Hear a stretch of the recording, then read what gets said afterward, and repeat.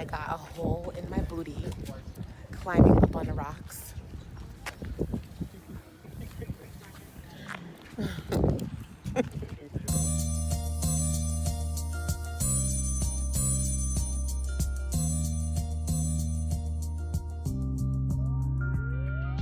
Hello everyone! Thank you for tuning into my channel. Today I'm coming to you with a video all the way from Aruba. I wanted to give you guys a beautiful Aruban background, but it's like really windy.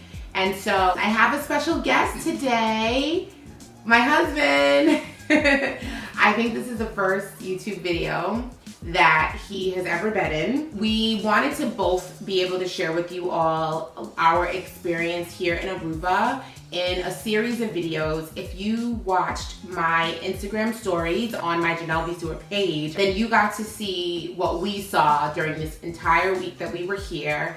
And we're leaving in just a few hours, and we wanted to bring you these videos while it was fresh and while we were still in Aruba. So in this series, I'm gonna bring you a video where I break down the budget. What did it cost for us to travel to Aruba, as well as the expenses we had when we were here. I'm also gonna bring a video about what are the things that we would do differently if we travel to Aruba again.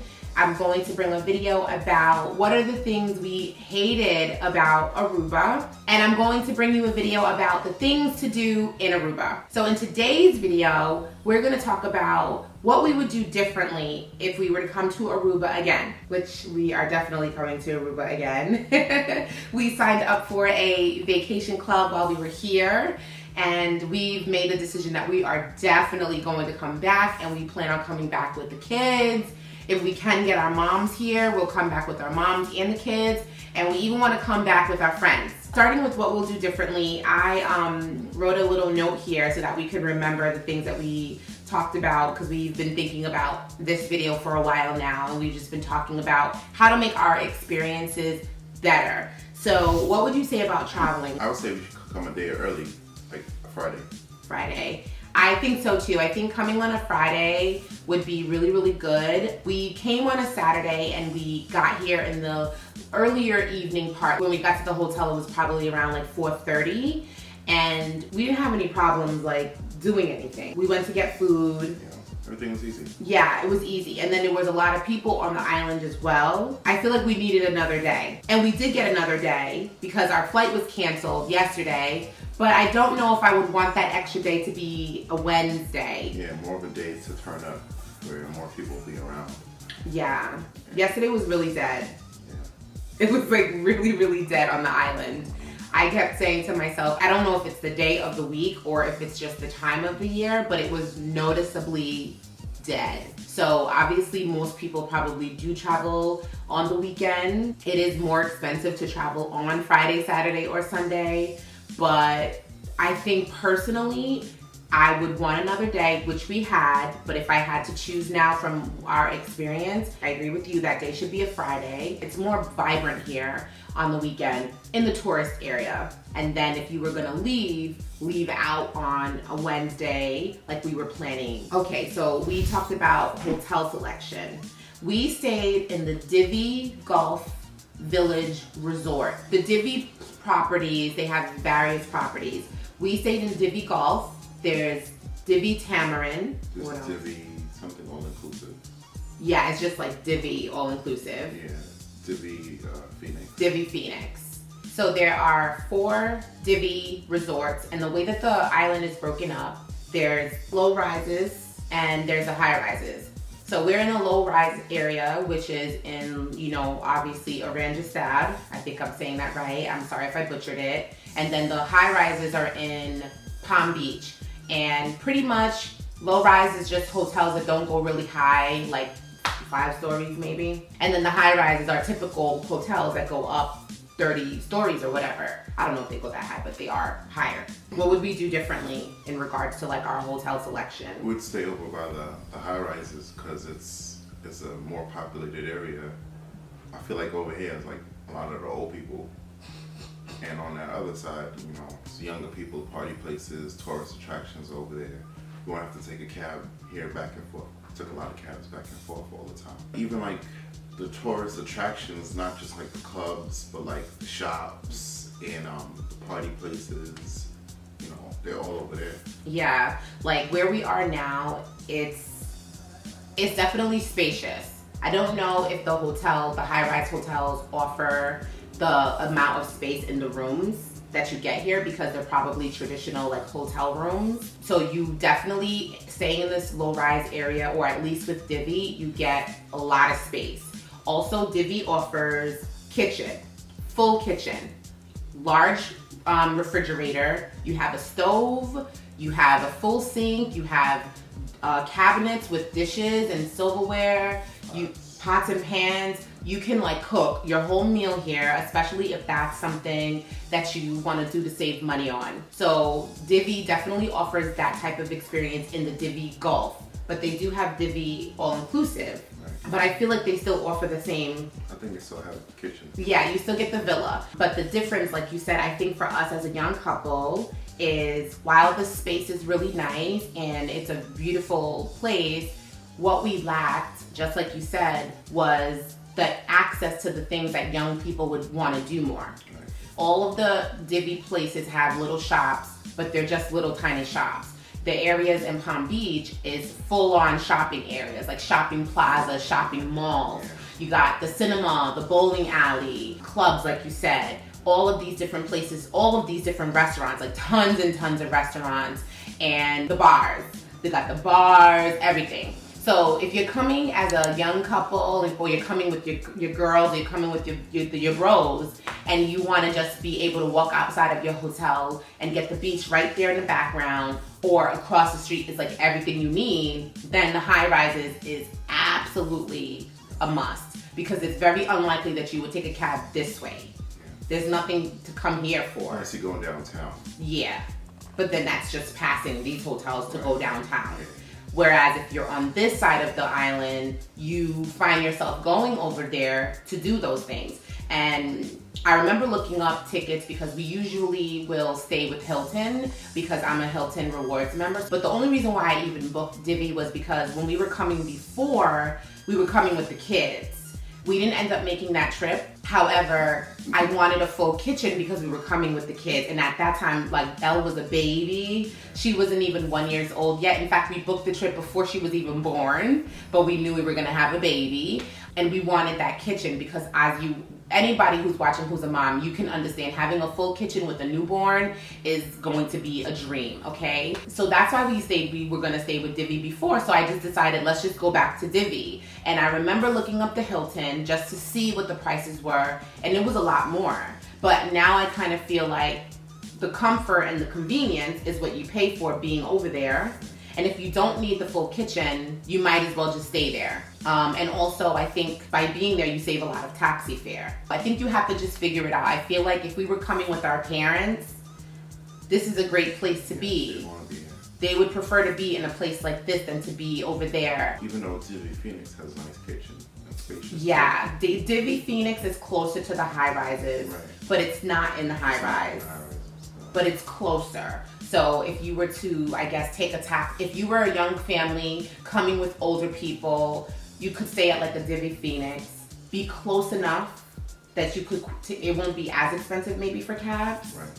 But it's kind of like in the middle. So it's like the best of both worlds. And maybe it's an option if your budget really can't fit like Hilton, Hyatt, Regency. Maybe you do like a Divi Phoenix and then you just take the cab. I don't know. I think you really have to figure it out, but I'm hoping that what we're explaining to you will make a lot of sense as to why you would stay low rises versus high rises from our experience.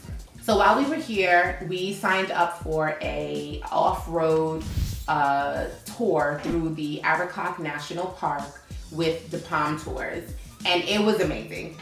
It was amazing. This is definitely an experience. Yeah. What was your favorite part of the tour? Just going through the mountains and the dirt and all that. Yeah, you like that more than like the stops? I mean, the stops was scenic, but yeah, to get there was adventurous. So first of all, you're in an open Jeep. It was a Range Rover? Nah, what kind of? Some type of other OT. He called it OT. It's a different, we don't have that in the States. Okay, but it was similar to what? It was similar to like a pickup truck. A pickup truck. 4x4. But it was really high. But it was high, and then the back cabin of the pickup truck could fit 16 people. 4 rows of 4. Right, it had seats back there. Basically. Yeah, it had seats, and it was covered, so the sun wasn't on top of you. But apparently there are some that are uncovered.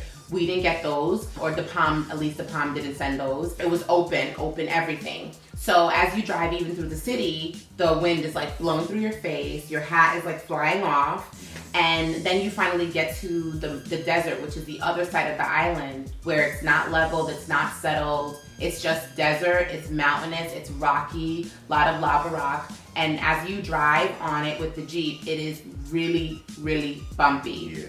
You going like that the whole time, just going crazy. You gotta make sure your shades is on tight and everything. You have to be buckled in and you have to hold on. Yeah. I will insert video so you can see what that bumpiness looked like.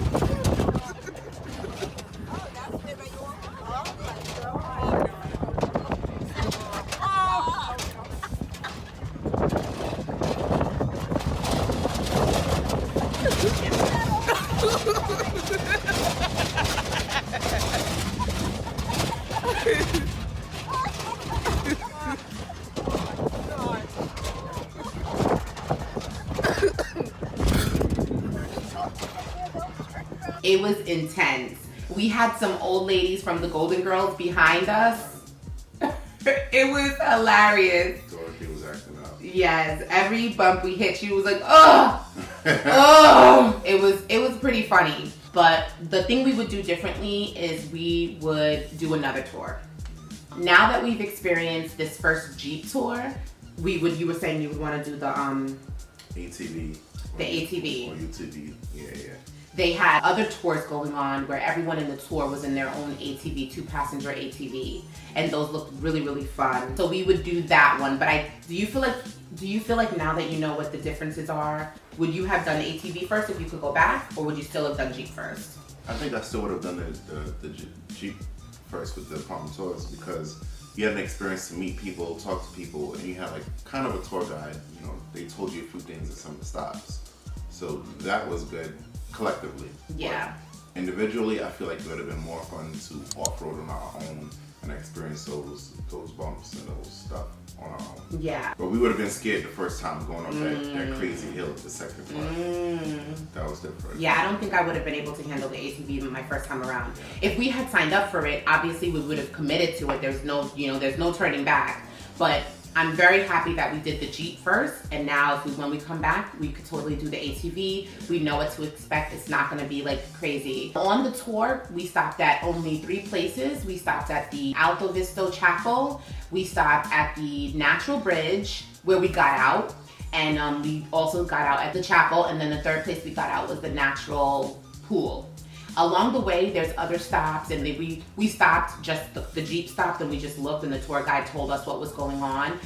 But you could see that there were other tours that were stopping and getting out and looking around. So depending on which tour you do, you may end up stopping at the California Lighthouse and like going in. We just drove on the road and we looked at it. Took pictures. Yeah, and took pictures of it.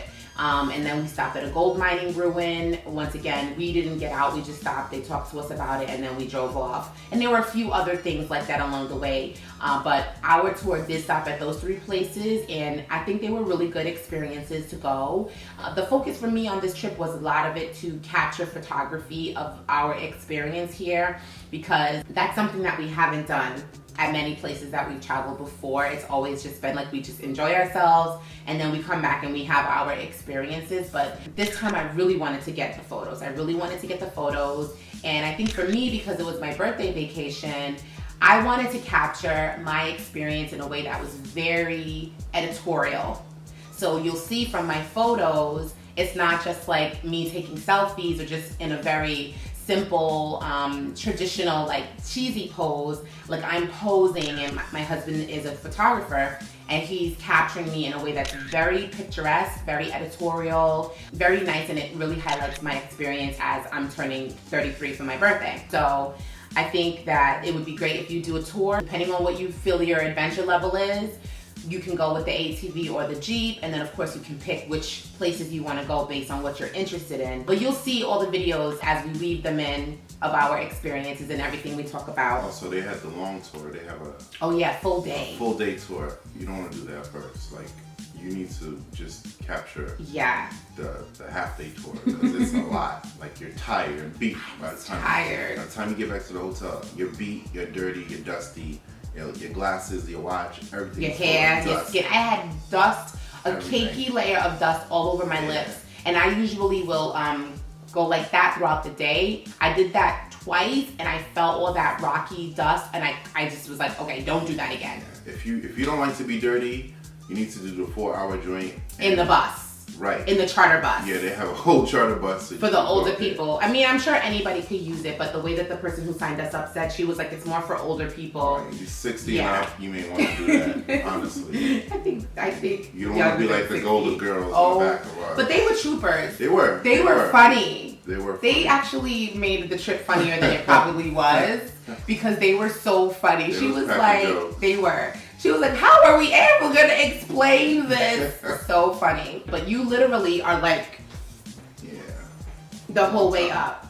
So yeah, I agree with you. That's a good point. Definitely do the half day if you can over the full day. The full day gives you more. You get to see more. But I was really tired. And the funny thing about it is you're not really doing a lot. No. Even our watches, our fitness watches. I have a fitness watch and he has an iWatch.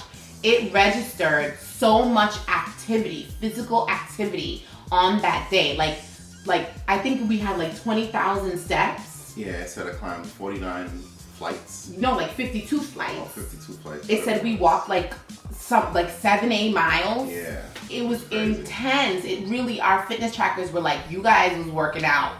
Yeah, but we was in the truck the most of the time. Yeah, but that movement, man, had your whole body, like, it was insane. Okay, we also have here that we would get a tour guide.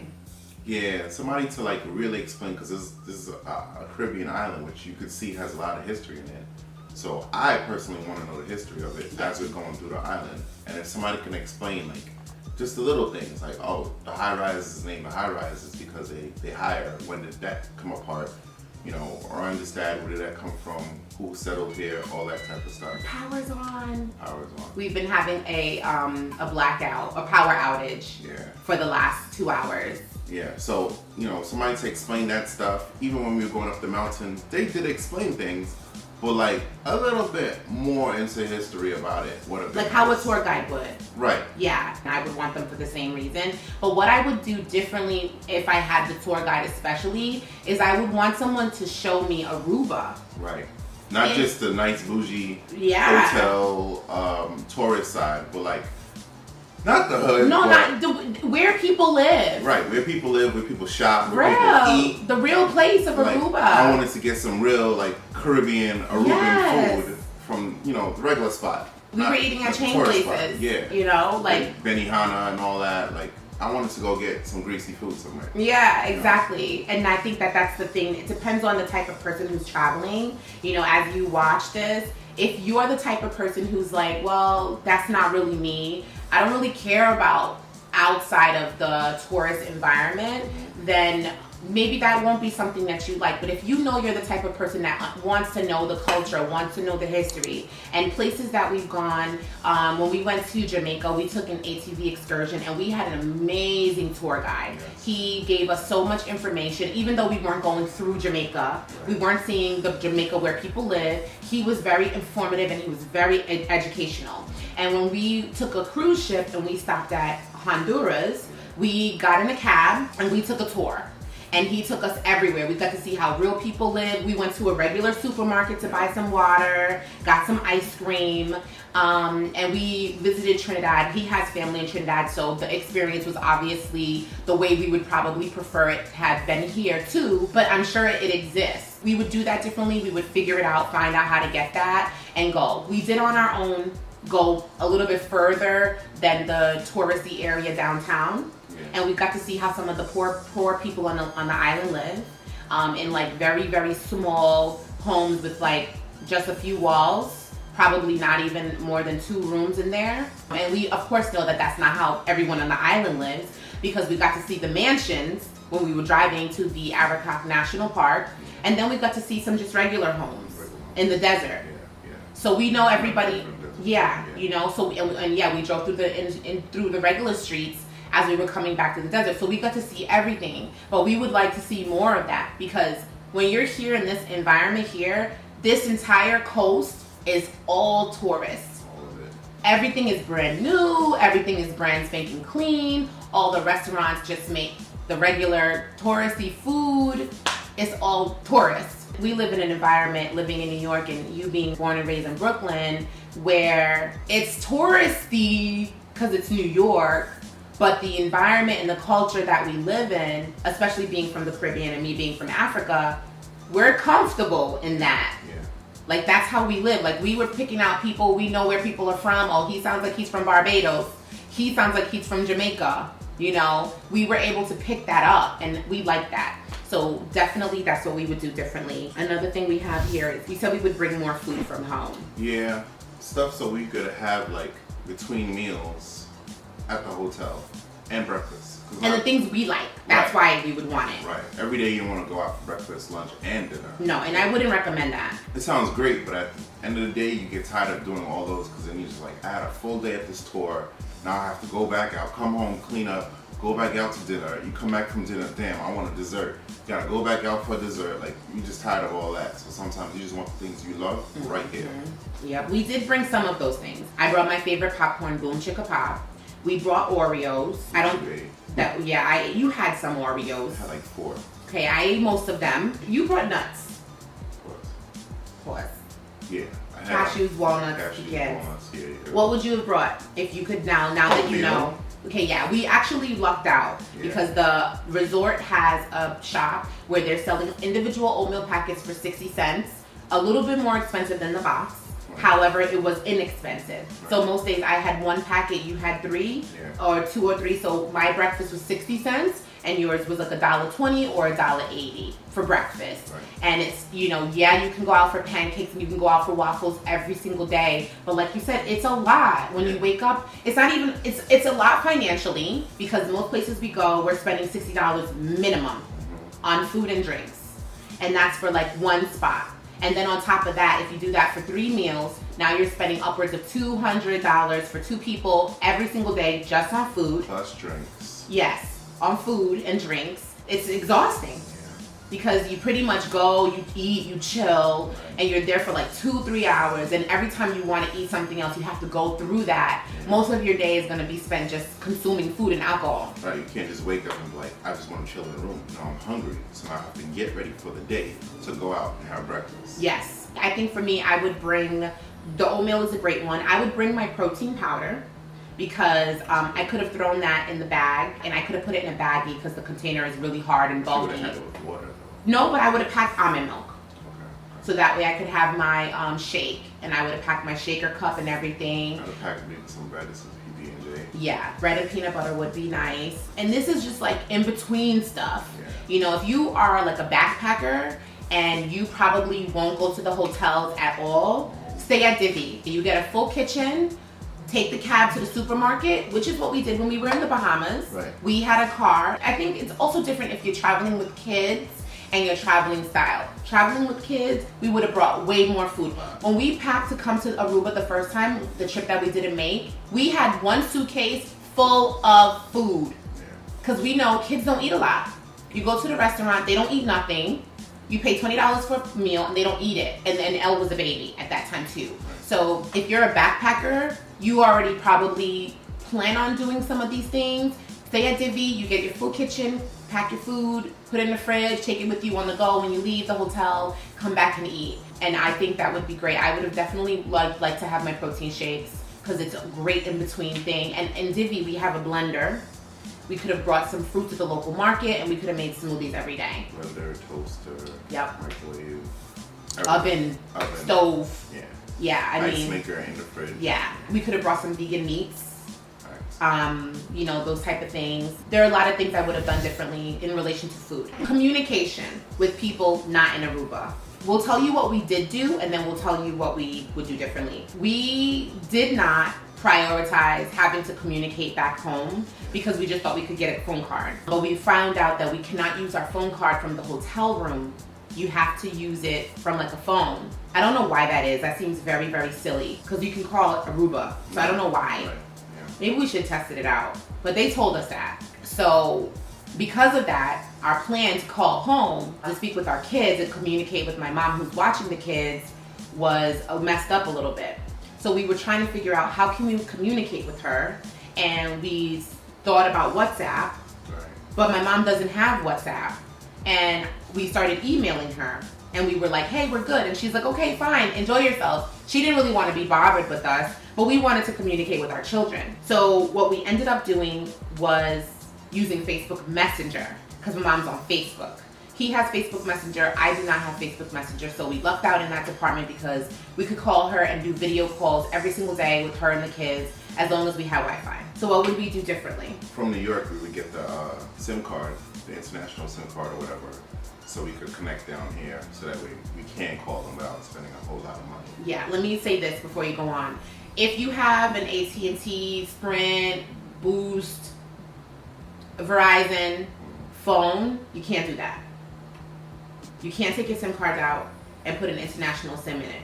However, we bought our phones directly from Apple. Right. So I don't know if any other companies offer that. I think so. Maybe like a Boost, maybe. Maybe.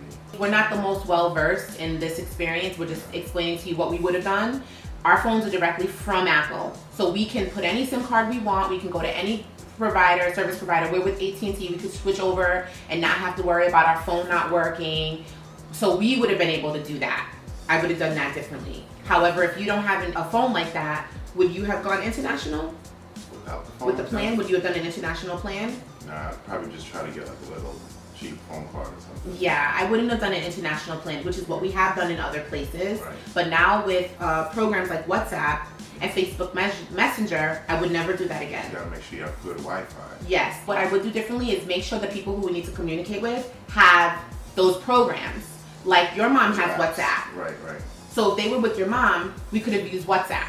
Right. My mom doesn't have it, but we could have made sure she had it. Right. Like, let's download it for her. Let's show her how to use it. Turn on her notifications. Like, I have WhatsApp, but my notifications are off. So if you communicate with me, I never know until I open up the app 5 years later. Your notifications are on. So I would just do those things. Turn on my notifications. Make sure that people have the programs we're going to use. I don't believe your mom has Facebook Messenger. So if that was the only way to communicate, we would have been screwed. What I would do differently, if we are not traveling with the kids, communication is a priority because we're parents of 2 children and we ended up having a snow day. I had to communicate with the school to get my son on the bus home instead of his after school program because it was snowing and my mom didn't want to drive with our baby girl. Things like that came up. Our flight was canceled. We weren't expecting that. We had to communicate with your mom so she could relieve my mom, so my mom could go home, things like that. If you are traveling alone and you really don't have to communicate with anybody at home until you get back, you don't need to worry about it. But at least maybe an emergency contact person, it would be good to make sure that you're able to communicate with them. But I would never buy an international plan ever again because everywhere has Wi-Fi and you can speak to everybody as long as you know you have Wi-Fi in your hotel. The lobby has the best Wi-Fi. Go there and make your phone calls and make sure who you want to communicate with have the service that you want to communicate with them on. Alright, so this is our things we would do differently video. Please, if you have any questions for us, leave them in the comment section. I'll do my best to go through and answer the questions as often as I can, even though this video will be outdated for people depending on when you watch it. If you have any more things you want to know from us about Aruba that we didn't get to in this video, do check out my upcoming videos where I will be explaining a little bit more of some other things. And then of course, please give this video a thumbs up. Please, if you have not already, subscribe to my channel. Follow me on Instagram because if this is the first you're hearing about me being in Aruba, then you are late. You are late. You should be following me on Instagram at Jenell B Stewart. I did share photos on Facebook, but I did most of my experience here on Instagram stories. It was like you were in Aruba with us, okay? So definitely follow me there. And as always, I love you for watching. Bye.